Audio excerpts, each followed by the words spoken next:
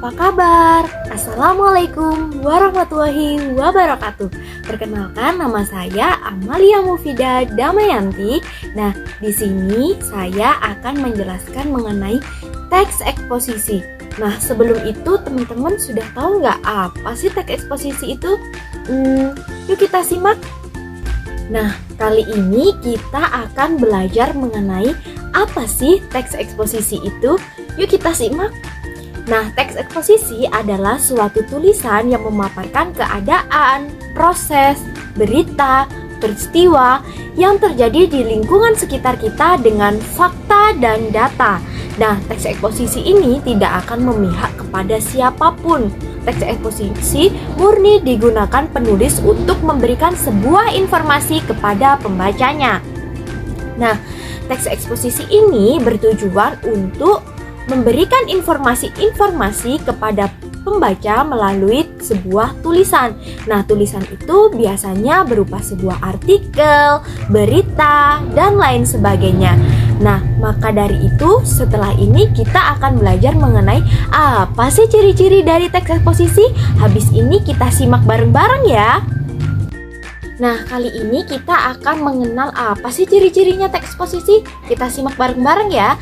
Yang pertama adalah ciri-ciri teks eksposisi adalah menjelaskan informasi-informasi pengetahuan. Jadi, di dalam teks eksposisi tidak ada sebuah karangan cerita ataupun cerita-cerita fantasi. Tetapi di dalam teks eksposisi ini berisikan sebuah informasi pengetahuan yang jelas dan juga valid, memberikan informasi kepada pembaca yang menikmatinya. Kemudian yang kedua, menggunakan fakta sebagai penjelas. Di dalam teks eksposisi ini memiliki sebuah fakta-fakta yang digunakan untuk menjelaskan sebuah teks yang disampaikan, baik informasi kesehatan, baik informasi pariwisata, atau lain sebagainya. Kemudian gaya informasi yang informatif. Jadi di dalam teks eksposisi ini berisi sebuah informasi dan ada penyampaiannya secara lugas. Jadi di dalam teks eksposisi ini tidak memiliki informasi yang bertele-tele, tetapi informasi yang lugas, tegas, dan juga terpercaya. Kemudian menggunakan bahasa baku, sehingga di dalam teks eksposisi ini harus menggunakan bahasa baku yang membuat para pembacanya bisa memahami tanpa harus berpikir banyak sekali. Nah, kemudian objek ini tidak memihak. Di dalam teks eksposisi tidak akan memihak objek mana yang akan dibela dan objek mana yang benar dan objek mana yang salah. Tapi teks eksposisi ini berada di tengah-tengahnya. Kemudian tidak memaksa kemauan penulis kepada pembacanya. Jadi teks eksposisi ini tidak memaksakan para penulis untuk mengajak ke sesuatu kepada pembacanya, sehingga hanya pembaca yang bisa menilai bahwa teks ini itu bermanfaat gak sih buat diri kita, yang di dalamnya berisikan sebuah informasi baik kesehatan, pariwisata, dan juga lingkungan sekitarnya. Kemudian menggunakan fakta sebagai alat kontribusi dalam pembuktiannya. Biasanya di dalam teks eksposisi ini mengutip pendapat dari sebuah narasumber, sehingga informasi yang diberikan penulis ini berasal dari narasumbernya, tidak dari orang-orang lain, sehingga teks eksposisi ini sangat dipercaya oleh pembacanya. Selanjutnya kita akan mempelajari struktur teks eksposisi. Di sini ada 4 struktur teks eksposisi. Yang pertama ada judul, yang kedua tesis, yang ketiga argumentasi, dan yang terakhir adalah penegasan ulang. Nah, apa sih fungsi dari judul ini? Judul ini adalah suatu gambaran awal atau suatu gambaran pertama dalam sebuah teks eksposisi. Nah, melalui judul ini kita bisa mengetahui apa sih yang akan kita baca, seperti itu. Kemudian yang kedua ada tesis.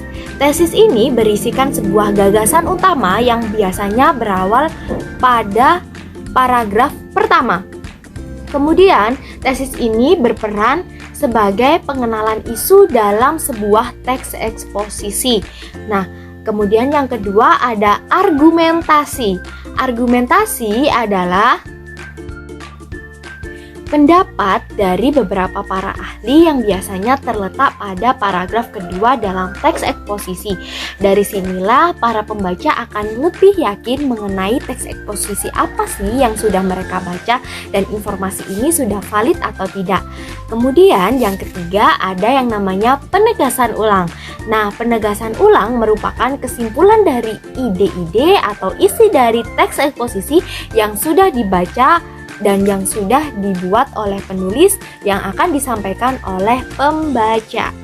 Nah, kemudian setelah kita mengenal struktur, kali ini kita akan mengenal kaidah kebahasaan dari teks eksposisi. Ada yang pernah dengar gak kaidah kebahasaan itu apa? Kalau belum, mari kita belajar bersama-sama. Yuk kita simak. Kaidah kebahasaan adalah sebuah aturan-aturan yang menjadi standar yang akan dipakai dalam sebuah teks eksposisi dalam pemahaman berbahasa.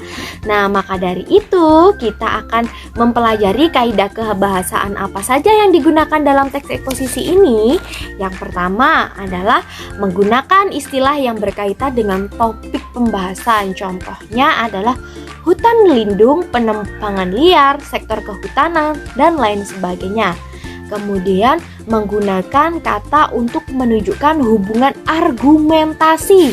Contohnya adalah akibat, jika, karena, sebab, dengan demikian, dan oleh karena itu.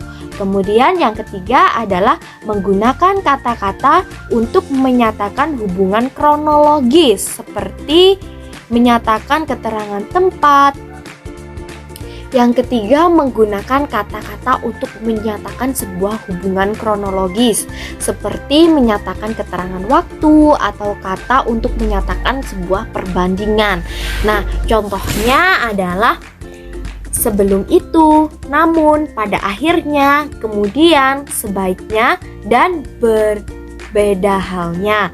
Kemudian yang keempat adalah menggunakan kata kerja mental. Contohnya memperkirakan, diharapkan, mengumumkan, memperhatikan, menduga, menyimpulkan, berpendapat, dan berasumsi.